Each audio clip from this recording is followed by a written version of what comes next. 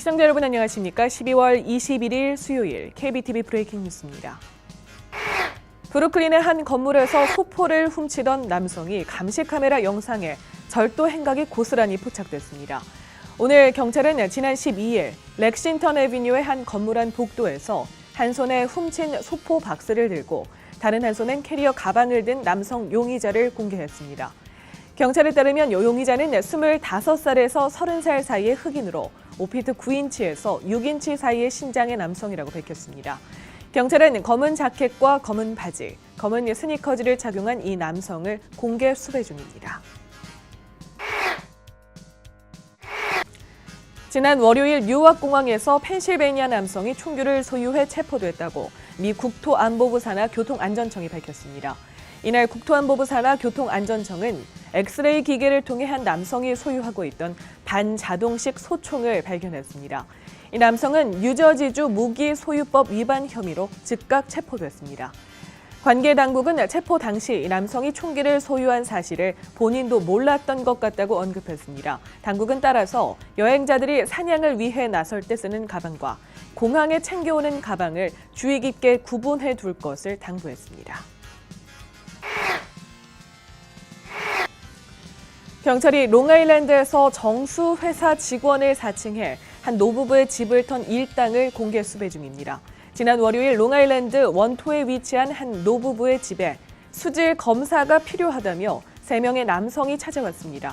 이 노부부는 별다른 의심 없이 문을 열어주었고 수질 검사를 하는 척 2명이 지하실로 향하는 동안 다른 한 명이 3층 안방에 침입해 $2,000의 현금을 훔쳤습니다.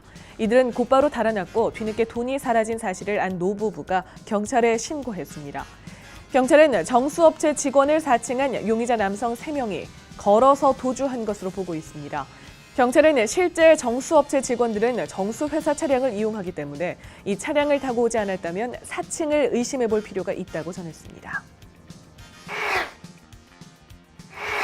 에스컬레이터가 고장나 7명이 부상을 입었습니다. 사건은 브루클린 포트그린에 위치한 애틀랜틱 터미널 몰 안에서 에스컬레이터 체인이 고장나며 발생했습니다. 어제 오후 6시 30분 에스컬레이터에 몸을 싣고 올라가던 7명이 부상을 입었고 이 중 2명은 심각한 상태입니다. 목격자들에 따르면 사건 당시 위층으로 올라가던 에스컬레이터는 멈춰 있는 상태였고 이에 사람들이 에스컬레이터를 계단처럼 걸어 올라가고 있던 것으로 파악됩니다. 이때 갑자기 에스컬레이터가 작동됐고 맨 윗사람이 넘어지면서 아래로 굴러 차례로 7사람이 넘어졌습니다. 몰 측은 현재 해당 에스컬레이터만 통제한 채 몰을 다시 열었습니다. 어젯밤 뉴저지주 페이털슨에서 불이 나 1명이 사망했습니다. 어제 오후 7시 30분경 56 파크 애비뉴의 한 아파트에서 2급 화재가 발생했습니다. 소방당국은 2층에서 시작된 불이 건물 위쪽으로 퍼지면서 화재 진압 당시 이미 건물이 화염에 휩싸여 있었다고 전했습니다. 불은 11시가 다 되어서야 모두 꺼졌는데 한 사람이 건물 안에서 사망한 채로 발견됐습니다.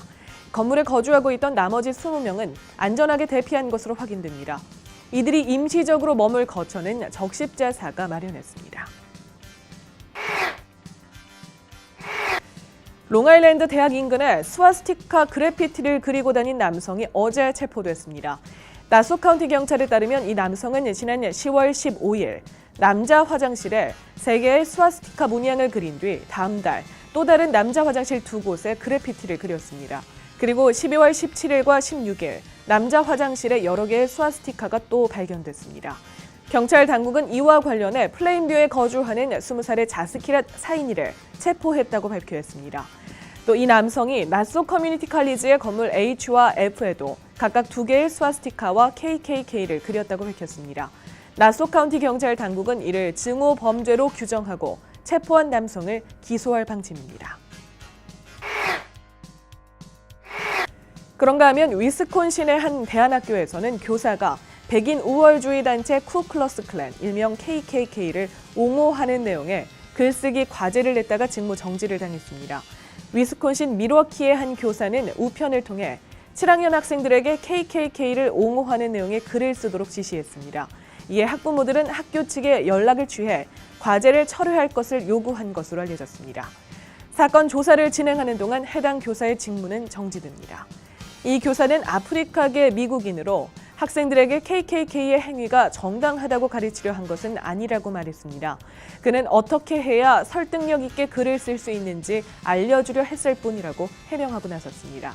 이에 대해 학교 측은 교사가 낸 과제물에 악의는 없었을 것이라고 논란을 일축하면서도 7학년 학생들에게 적합하지 않은 주제였던 것 같다고 홈페이지에 입장을 밝혔습니다.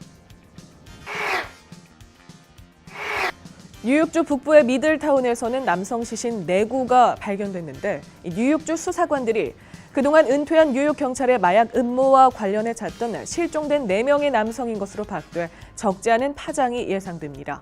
월요일인 지난 19일 FBI는 전직 경찰 니콜라스 타르타글리오니 지난 4월 마약과 관련해 이 4명을 살해한 것으로 보고 타르타글리온을 체포했습니다. 이후 뉴욕주 경찰과 FBI는 수색 영장을 발부받아 이 남성의 주택을 뒤졌는데 이 오렌지 카운티의 임대한 주택에서 4명의 시신이 발견됐습니다. 타르타글리오는 최소 11파운드의 코카인을 유통한 혐의와 이 음모에 가담한 4명의 남성을 살인한 혐의로 기소됐습니다. 뉴욕시경 소속 경찰관들이 어젯밤 가스 공급이 되지 않은 사람들을 위해 나섰습니다. 브루클린의 브라운즈빌에 푸드트럭을 준비한 경찰관들은 하우징 프로젝트인 하워드 하우스에 거주하는 수백 명의 사람들에게 저녁을 대접했습니다. 이들은 한 달이 넘는 기간 동안 가스가 공급되지 않아 조리된 음식을 먹기 힘들었다며 경찰에게 감사를 표했습니다. 행사에 동참한 경찰들 역시 음식을 나누는 것에 이렇게 많은 의미가 있는지 미처 몰랐다며 이런 뜻깊은 일에 함께할 수 있어 기쁘다고 말했습니다. 또 자신의 관할구 주민들이 불행하다면 그 역시 경찰의 일이라고 덧붙였습니다. 이번 주 뉴욕, 뉴저지를 떠나 여행 가시는 분들에게 좋은 소식입니다. 포트 어토리티 항만관리청이 내일인 목요일과 모레인 금요일 라과디아 공항을 향하는 승객들에게 무료 버스 서비스를 제공하겠다고 밝혔습니다. Q70 버스는 메인 공항터미널과 잭슨 하이츠의 루즈벨트 애비뉴역과 74가를 연결해 운행할 예정입니다. 이들은 또 우드사이드 지하철과 LIRR역의 승객들도 태울 예정이라고 밝혔습니다. 운전자들을 위해서는 금요일 P10의 장기 주차장을 무료로 개방해 선착순으로 주차할 수 있도록 할 계획입니다.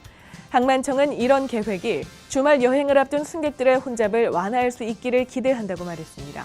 라과디아 공항은 현재 공사로 연일 혼잡을 빚고 있으며 오는 금요일이 가장 바쁠 것으로 예상되고 있습니다. 12월 21일 수요일 KBTV 브레이킹 뉴스 마칩니다. 오늘 한국에서는 낮이 가장 짧고 밤이 가장 길다는 동지죠. 오늘 하루도 의미 있는 하루 보내시기 바랍니다. 시청해주신 여러분 고맙습니다.